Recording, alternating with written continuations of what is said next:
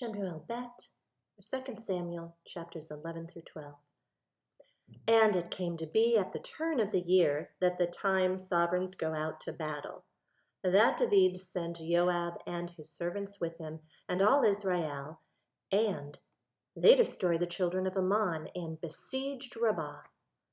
But David remained at Jerusalem.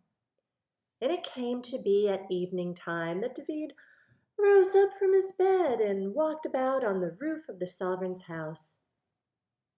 And from the roof he saw a woman bathing, and the woman was very good to look at. And David sent and asked about the woman, and one said, "Is this not Bathsheba, the daughter of Eliam, the wife of Uriah the Hittite?" And David sent messengers to fetch her, and she came to him, and he lay with her, for she was cleansing herself from her uncleanness, and she returned to her house. And the woman conceived, and sent and informed David, and said, "I'm pregnant." Then David sent to Joab, "Send Uriah the Hittite to me." And Joab sent Uriah to David. And Uriah came to him, and David asked how Joab was doing, and how the people were doing, how the fighting was going. And David said to Uriah, "Go down to your house and wash your feet." And Uriah went out from the sovereign's house, and a gift from the sovereign followed him. But Uriah lay down at the door of the sovereign's house with all the servants of his master, and did not go down to his house. And they informed David, saying, "Uriah did not go down to his house." So David said to Uriah, "Did you not come from a journey? Why did you not go down to your house?" And Uriah said to David, "The ark and Israel and Yehudah are dwelling in booths, and my master Joab and the servants of my master are encamped in open fields, and should I go to my house to eat and to drink and to lie with my wife? As you live and as your being lives, let me not do this." So David said to Uriah, "Remain here today and tomorrow, then I'll let you go." So Uriah remained in Jerusalem that day and the next, and David called him. And he ate and drank before him, and he made him drunk. And at evening he went out to lie on his bed with the servants of his master, but he still did not go down to his house. And it came to be in the morning that David wrote a letter to Joab and sent it by the hand of Uriah. And he wrote in the letter, saying, "Set Uriah in the front of the toughest battle, and you shall turn away from him, and he shall be stricken and die." And it came to be as Joab watched the city that he appointed Uriah to the place where he knew there were brave men, and the men of the city came out and fought with Joab, and some of the people of the servants of David fell. And Uriah the Hittite also died.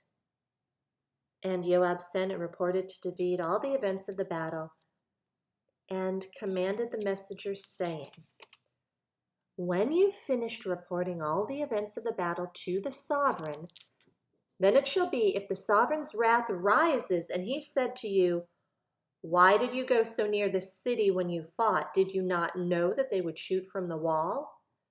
Who struck Abimelech, the son of Jerubbesheth? Was it not a woman who threw an upper millstone on him from the wall so that he died in Thebez? Why did you go near the wall?' Then you shall say, 'Your servant Uriah the Hittite is also dead.'" And the messenger went and came and reported to David all with which Joab had sent. And the messenger said to David, "The men have been mighty against us and came out to us in the field, but we drove them back as far as the entrance of the gate. And the archers shot from the wall at your servants, and some of the sovereign's servants are dead, and your servant Uriah the Hittite is also dead." And David said to the messenger, "Say to Joab, do not let this matter be evil in your eyes, for the sword devours one as well as the other. Strengthen your attack against the city and overthrow it." And strengthen him. And the wife of Uriah heard that Uriah her husband was dead, and she lamented for her husband. And when her mourning was over, David sent and brought her to his house, and she became his wife and bore him a son. But the deed that David had done was evil in the eyes of Jehovah. Chapter 12. Then Jehovah sent Nathan to David, and he came to him and said to him, "There were two men in one city, one rich and the other poor. The rich one had flocks and herds very many, but the poor one had only one little ewe lamb, which he had bought and kept alive. And it grew up with him and with his children together. It ate of his own food and drank from his own cup and lay in his bosom. It was like a daughter to him. And a traveler came to the rich man, who refused to take from his own flock and from his own herd to prepare one for the wayfaring man who had come to him. But instead, he took the poor man's lamb and prepared it for the man who had come to visit him. And the wrath of David burned greatly against the man, and he said to Nathan, "As Jehovah lives, the man who has done this is a son of death. Also, he has to repay fourfold for the lamb, because he did this deed and because he had no compassion." And then Nathan said to David, "You are that man. Thus said Jehovah Elohim of Israel, I anointed you sovereign over Israel, and I delivered you from the hand of Shaul, and I gave you your master's house and your master's wives into your bosom, and gave you the house of Israel and Yehudah. And if that weren't enough, I would have given you much, much more. Why have you despised the word of Jehovah to do evil in his eyes? You've struck Uriah the Hittite with sword, and his wife you took to be your wife. And you've killed him with the sword of the children of Ammon. And now the sword does not turn aside from your house, because you have despised me and have taken the wife of Uriah the Hittite to be your wife. Thus said Jehovah, see, I'm raising up evil against you from your own house, and shall take your wives before your eyes and give them to your neighbor, and he shall lie with your wives in the sight of the sun. For you did it in secret, but I shall do this deed before all Israel and before the sun." And David said to Nathan, "I've sinned against Jehovah." And Nathan said to David, "Also Jehovah has put away your sin. You shall not die. However, because by this deed you've greatly scorned Jehovah, the child who is born to you shall certainly die." And Nathan went to his house, and Jehovah smote the child that Uriah's wife had borne to David, and he was sick. And David sought Elohim for the child, and David fasted and went in and spent all night lying on the ground.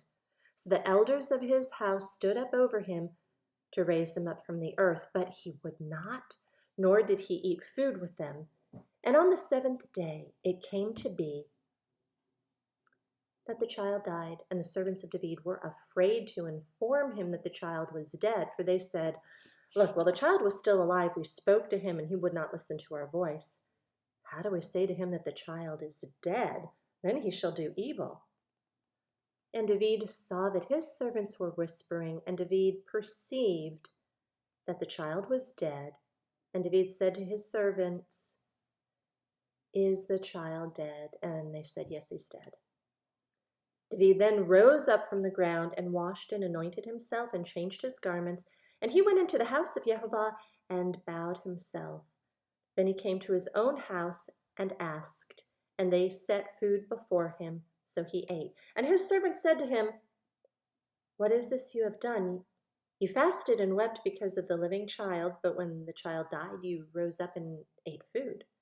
And he said, while the child was alive, I fasted and wept, for I said, who knows whether Jehovah shows favor unto me and the child shall live? But now he is dead, why should I fast? Am I able to bring him back again? I am going to him, but he does not return to me. And David comforted Bathsheba his wife, and went into her and lay with her.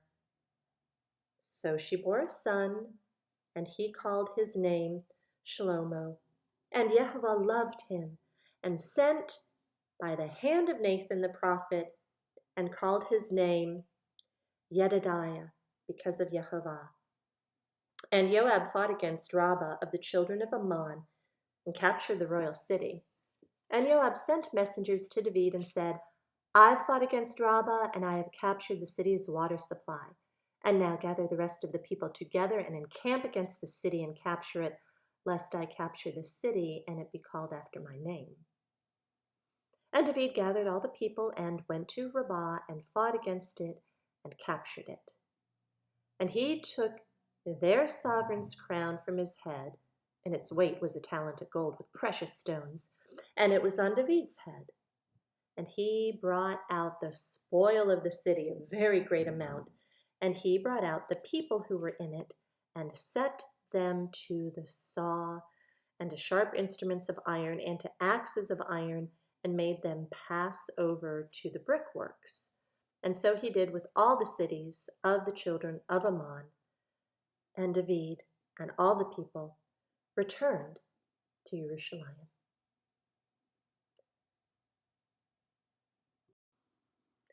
And Deber HaYamim Aleph, or 1 Chronicles, chapter 20. And it came to be at the turn of the year, at the time sovereigns go out to battle, that Joab led out the power of the army and destroyed the land of the children of Ammon. And it came and besieged Rabbah. But David remained at Jerusalem, and Joab struck Rabbah and overthrew it. And David took their sovereign's crown from his head, and found it weighed a talent of gold, and there were precious stones in it, and it was set on David's head. And he also brought out the spoil of the city, a very great amount. And he brought out the people who were in it, and put them to work with saws, and with iron picks, and with axes, and thus David did to all the cities of the children of Ammon. Then David and all the people returned to Jerusalem.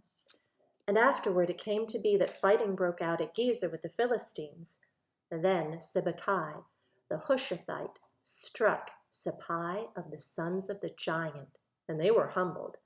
And there was fighting again with the Philistines, and Halhanan, son of Yair, struck Lami, the brother of Goliath the Gittite, the shaft of whose spear was like a weaver's beam. And there was fighting again at Gath, where there was a man of great size, with 24 fingers and toes, 6 and 6, and he too was born to the giant. And he reproached Israel, and Jehonathan, son of Shammah, David's brother, struck him. These were born to the giant in Gath, and they fell by the hand of David and by the hand of his servants.